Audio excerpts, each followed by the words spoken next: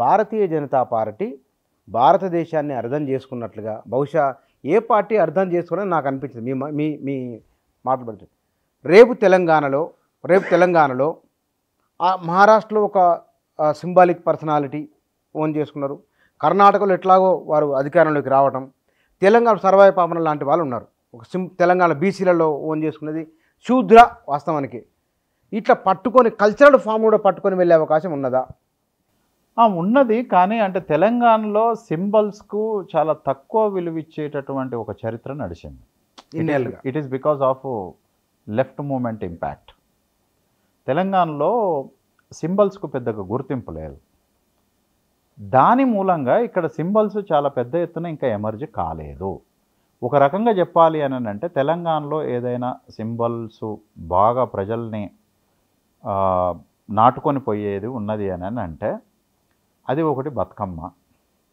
దాన్ని టీఆర్ఎస్ పట్టుకొని వచ్చింది, రైట్.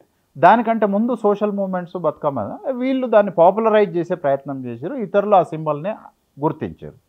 అయితే ఇప్పటికైతే అంటే స్టంచ్గా తెలంగాణ చరిత్రలో నుంచే ఒక సింబల్ని బీజేపీ ఇంకా ఖాయం చేసుకోలేదు. అంటే దేన్ని ఎక్కువగా ప్రమోట్ చేయాలి అనేటటువంటి విషయం. కానీ తెలంగాణలో చాలా గ్రామాల లోపల ఆంజనేయ స్వామిని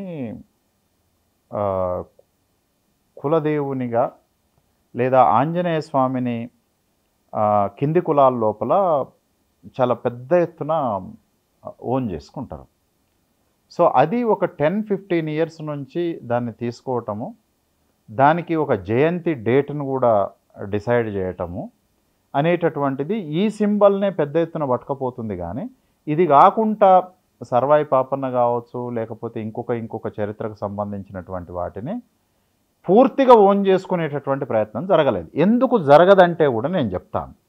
అంటే నిజానికి సర్వాయి పాపన్నకు సంబంధించిన కమ్యూనిటీ కూడా దాన్ని ఒక పాపులర్ కల్చరల్ ఈవెంట్గా చెయ్యలేదు కాబట్టి బీజేపీ దాన్ని పెద్దగా తీసుకోవాలి.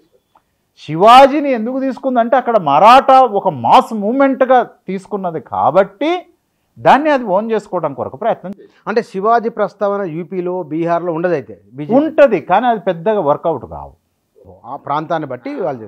అంటే ఇక్కడ ఇప్పుడు మీరు చెప్పిన మాటలను బట్టి చూస్తే కనుక 2029 అసెంబ్లీ ఎన్నికల నాటికి తెలంగాణలో బీజేపీ అధికారంలోకి రాబోతున్నది. మీరు అంటే ఇప్పుడున్న స్థితి నుంచి బీజేపీ వస్తుందని చెప్పలేం, కానీ ఇప్పటి వరకు జరిగినటువంటి పరిణామాలని బట్టి బీజేపీ అధికారంలోకి రావచ్చు అని చెప్పవచ్చు.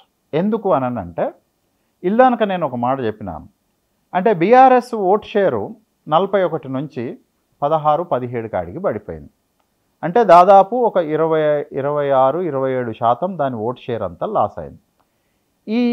ఈ బీఆర్ఎస్ ఓటు షేరు ఎటు మెజారిటీగా షిఫ్ట్ అయింది అంటే యాంటీ గవర్నమెంట్ వల్ల సహజంగా ఎంతో కొంత కాంగ్రెస్కు షిఫ్ట్ కావటం ఆశ్చర్యం లేదు. కానీ మెజారిటీ ఓట్ షేర్ అంతా కూడా బీజేపీకే షిఫ్ట్ అయింది కదా. కాబట్టి రేపు ఇంకా చాలా పెద్ద ఎత్తున బీజేపీకి దాని ఓటు షేర్ షిఫ్ట్ కావాలి. 20-25 ఏళ్లలో 2% నుంచి 35%కు వచ్చింది. రేపు ఆశ్చర్యకరంగా అది 45-50కి పోయినా కూడా పెద్దగా వరి కావాల్సిన అక్కర్లేదు. పార్టీ నిర్మాణం లేని దగ్గర కూడా బీజేపీ పార్టీకి పెద్ద ఎత్తున ఓట్లు పడ్డాయి. నేను మెదక్ జిల్లాలో చాలా ప్రాంతాల్లో తిరిగినాను. ఎక్కడైతే మెదక్ జిల్లాలో మంచి రిజల్ట్ తోటి బీఆర్ఎస్ పార్టీ గెలిచిందో, సెకండ్ కాంగ్రెస్ లీడింగ్లో వచ్చినాయో అక్కడ బీజేపీకి ఎక్కువ ఓట్లు వచ్చినాయి. బీఆర్ఎస్ థర్డ్కు పోయింది, కాంగ్రెస్ పార్టీ సెకండ్కు వచ్చింది. ఎట్లా వచ్చినాయి? నిర్మాణమే లేదండి. చాలా ప్రాంతాల లోపల బీజేపీ పార్టీకి నిర్మాణమే లేదు. ప్రజలు ఓన్ చేసుకుంటున్నారు. ఇప్పుడు వాళ్ళు చేసేటటువంటి పనం ఏంటిది అని అంటే దాన్ని స్ట్రీమ్ లైన్ చేసి ఒక లైన్ని క్రియేట్ చేసుకొని ఇప్పుడు నిర్మాణం చేసే పని చేస్తుంది. జనరల్గా నిర్మాణం వల్ల పార్టీ పెరుగుతుంది, కానీ బీజేపీకి కల్చరల్ యాక్టివిటీ వల్ల ఓట్లు పెరిగి ఆ ఓట్లను తర్వాత స్ట్రీమ్ లైన్ చేయటం కొరకు నిర్మాణాలని చేసుకునేటటువంటి పద్ధతి ఉంది. కాబట్టి బీజేపీ అనివార్యంగా అధికారంలోకి వచ్చేటటువంటి ఛాన్సెస్ ఉన్నాయి. ఇవాళ ఇది డిమైస్ అయిపోయింది పూర్తిగా. దేవగౌడ జనతాదళ్ లాగానే ఇప్పుడు ఈ 16 నుంచి 6% 4%కు బీఆర్ఎస్ ఓటు పోయింది అనుకోండి, ఏం జరుగుతుంది ఒకసారి ఊహించండి. తెలంగాణలో టీఆర్ఎస్కు మొన్న లోక్సభ 8 లోక్సభ నియోజకవర్గాలు డిపాజిట్లు పోయినాయి. ఓట్ పర్సెంటేజ్ వాళ్ళ బలం కనబడుతూ పోయింది కదా, బీజేపీకి షిఫ్ట్ అయిందనే చర్చ కూడా జరుగుతూ ఉన్నది. కొంచెం మీరు ఒక సందర్భంలో అన్నట్లుంది, ఫోన్లో మాట్లాడితే ఏదో సందర్భంలో ఇక్కడ రాసిండ్రు మరి లోక్సభ ఎన్నికల్లో బీజేపీ సీట్లు పెరగబోతున్నాయి అనేది. అది ఏ అంచనాతో మీరు అప్పుడు అన్నది? అంటే యాక్చువల్గా ఒక 20 years నుంచి బీజేపీ ఓట్ షేరు ర్యాపిడ్గా ఇంక్రీజ్ అవుతుంది.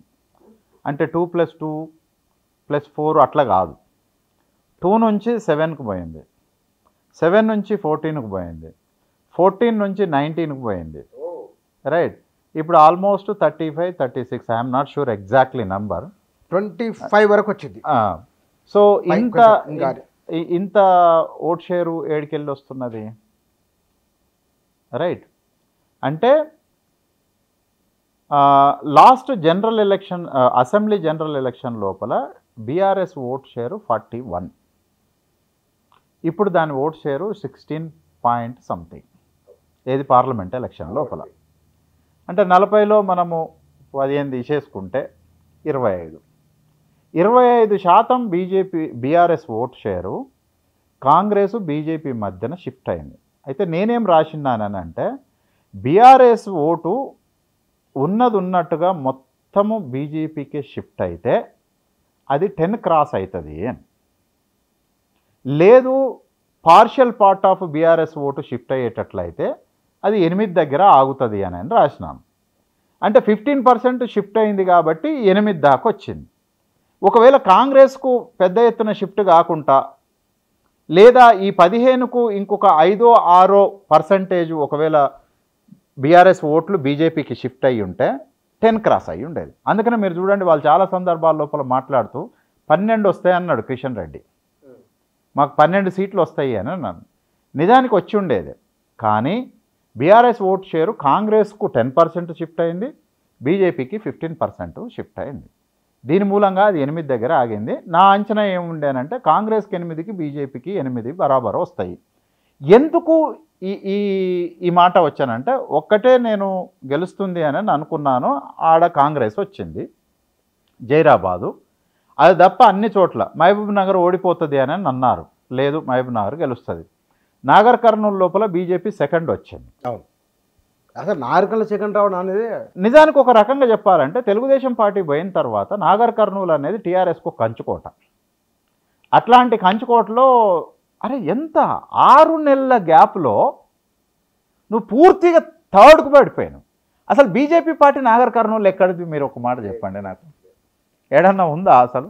స్కోపే లేదు. ఏమో అక్కడక్కడ కార్యకర్తలు కొంత ఉండదు, కొన్ని ఉంటాయి, లక్షల ఓట్లు వచ్చే అంత పార్టీ నిర్మాణము అదంతా ఏమీ లేదు.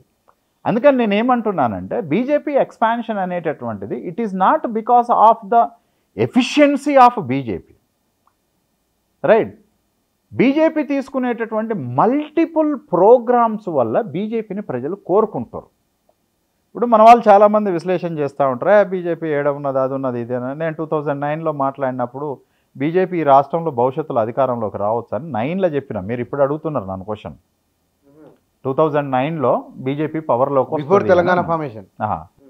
దాని తర్వాత జరిగినటువంటి ఎలక్షన్స్ లోపల కర్ణాటక లోపల జేడీఎస్ రూల్ చేస్తుంది అని అన్న. ఒక ఆయన పెద్ద న్యూస్ ఛానల్ ఆయన వచ్చి నన్ను ఇంటర్వ్యూ చేస్తే నేను అడిగిన ఎట్లా ఉంటుంది దాని ఎఫెక్ట్ అని అంటే ఆయన నవ్విపోయిండు. రిజల్ట్ వచ్చిన తర్వాత జనతాదళ్ కుమారస్వామి రూల్లోకి వచ్చింది. ఈడ కూడా 8 బరాబరు వస్తాయి అనేటటువంటిది నాకొక స్టడీ మెథడ్ ఉంది. ఆ మెథడ్ లోపల నేను ర్యాండమే పికప్ చేస్తా. నాకు క్వశ్చనీర్లు డబ్బులు ఇచ్చి ఇవన్నీ పెట్టుడు ఇవన్నీ నేనేం చేయను. ఓకే, నేను మాస్ పల్స్ని పట్టుకోవడం కోసం ప్రయత్నం చేయను. నేను ఎవరికి ఓటేస్తావని నేనేం అడగను. నేను ఆడ నిలబడితే ఒక 20 మందితోటి ముచ్చట పెడతా. ఆ ముచ్చట్లోకి వెళ్ళి జనములో ఎటువంటి ఆలోచన ఉన్నది, అసలు ఆడ తడి ఉందా లేదా, దీనికి ఈ పార్టీకి ఉందా ఆ పార్టీకి ఉందా తడి. ఇప్పుడు కాంగ్రెస్ ఎట్లా ఉంటుంది అని అంటే ఆయన ఎవరో చేస్తున్నాడు అని అంటే కాంగ్రెస్ కోటెట్ట పడుతుంది మీరు చెప్పండి కదా. సేమ్ బీజేపీ విషయంలో కూడా క్యాండిడేట్లు తెలియదు, కానీ మోడీ తెలుసు. బీజేపీ విషయంలో క్యాండిడేట్ తెలియదు, శ్రీరామ్ టెంపుల్ తెలుసు.